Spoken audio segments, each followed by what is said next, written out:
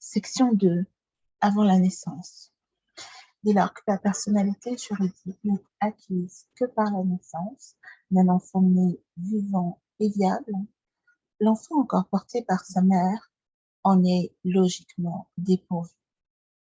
Ce principe, paragraphe 1, connaît une exception, paragraphe 2. Paragraphe 1. Principe. Affirmer que l'enfant simplement conçu, encore porté par sa mère, n'est pas doté de la personnalité juridique, n'épuise pas toutes les questions soulevées par la condition de l'être prénatal.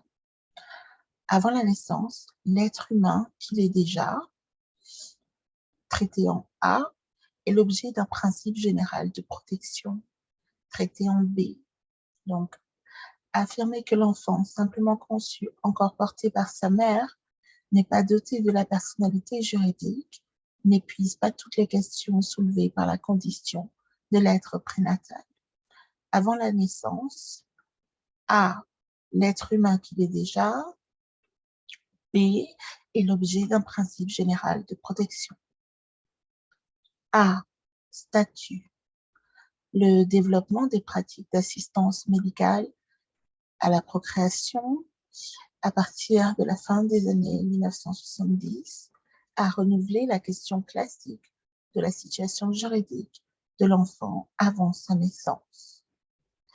L'existence en grand nombre d'embryons initialement conservés pour la réalisation ultérieure d'un projet parental, mais rapidement abandonné et oublié, a en effet suscité l'intérêt de certains chercheurs qui y voyaient un matériau de recherche idéal, disponible en grande quantité, gratuit.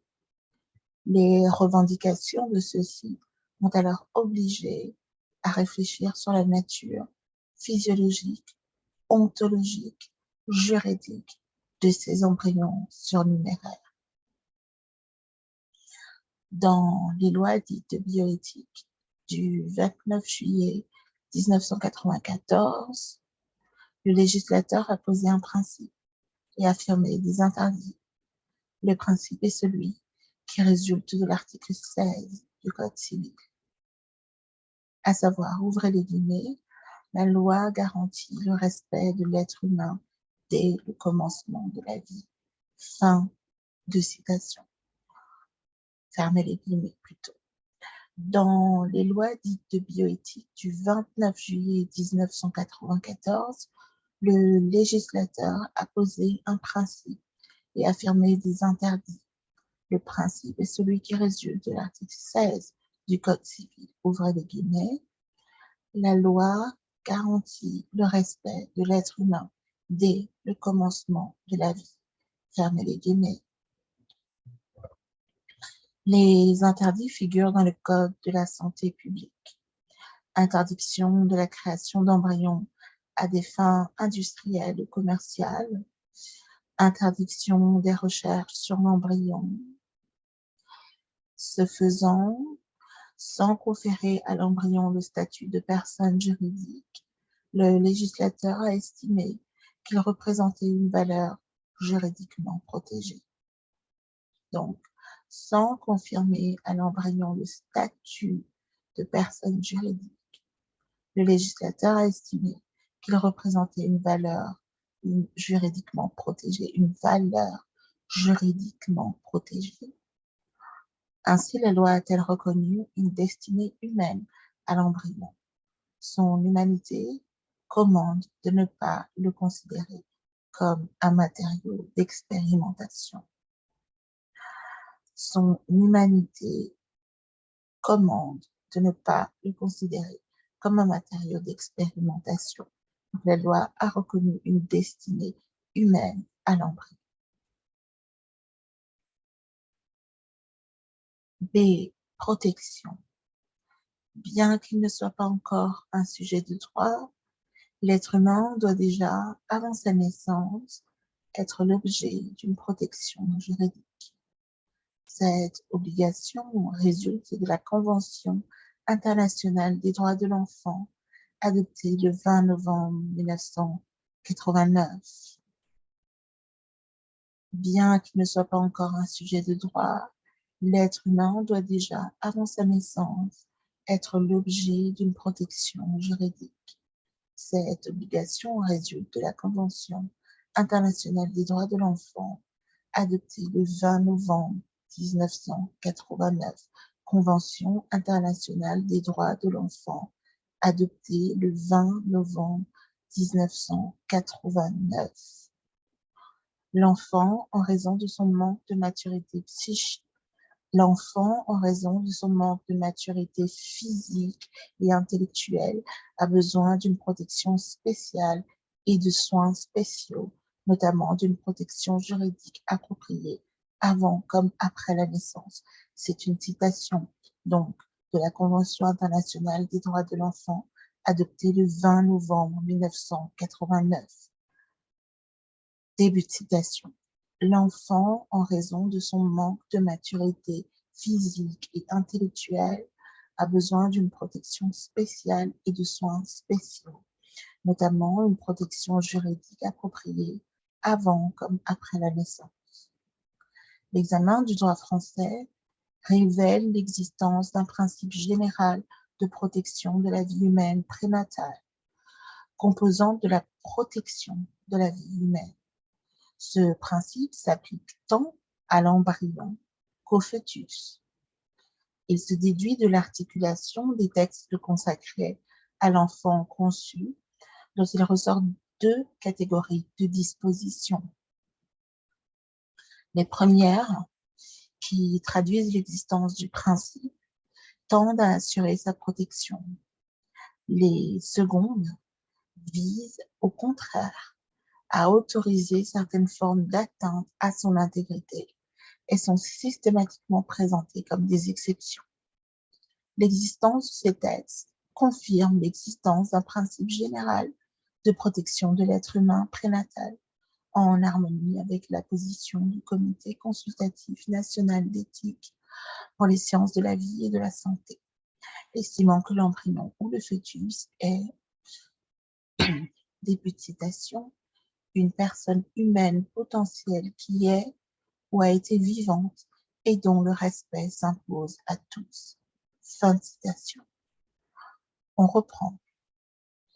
L'examen du droit français révèle l'existence d'un principe général de protection de la vie humaine prénatale, composante de la protection de la vie humaine.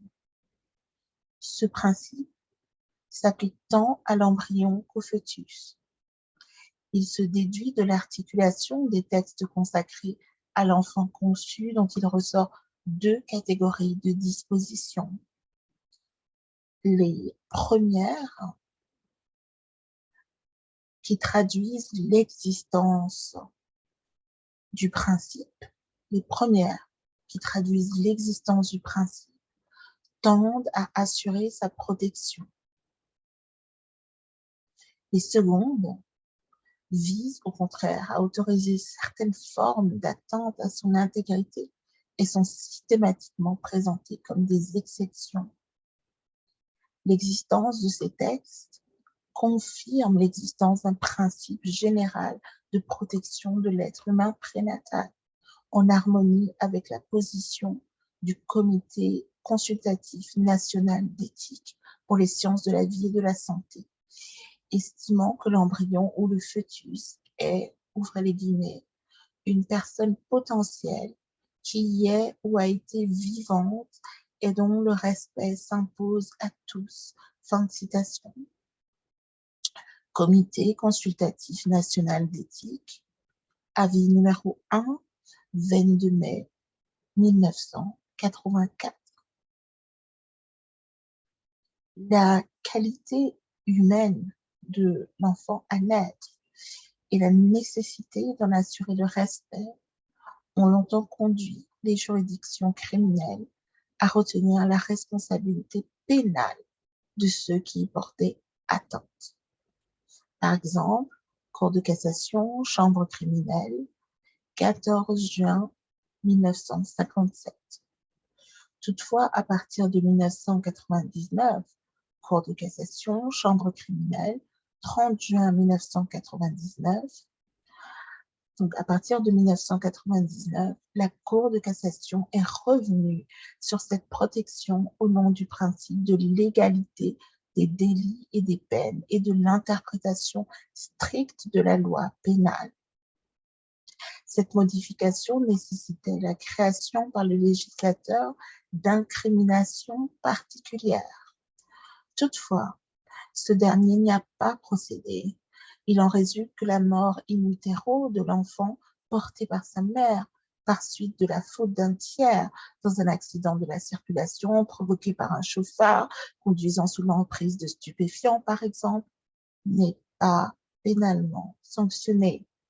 Malgré les nombreuses critiques émises à son encontre, la solution de la chambre criminelle a prospéré depuis.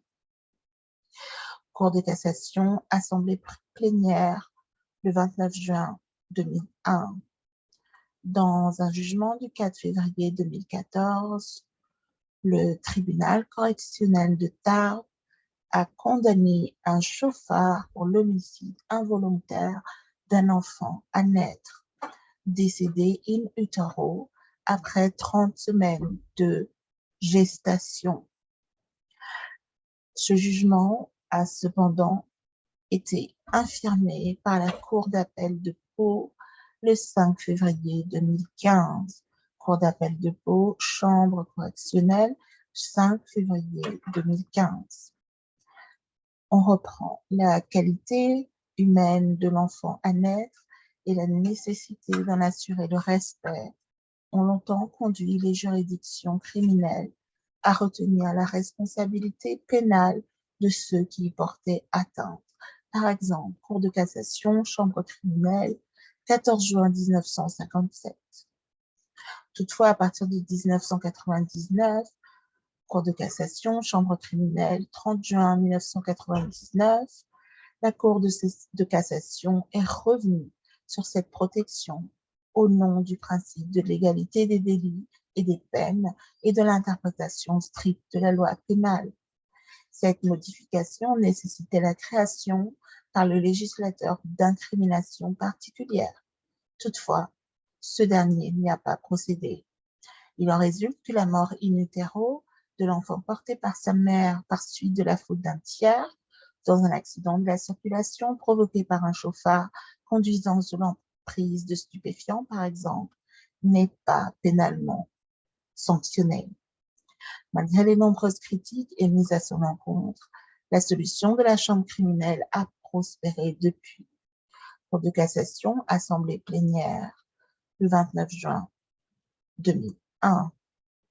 Dans un jugement du 4 février 2014, le tribunal correctionnel de Tarbes a condamné un chauffard pour l'homicide involontaire d'un enfant à naître, décédé in utero après 30 semaines de gestation. Tribunal correctionnel de Tarbes, 4 février 2014. Ce jugement a cependant été infirmé par la Cour d'appel de Pau le 5 février 2015.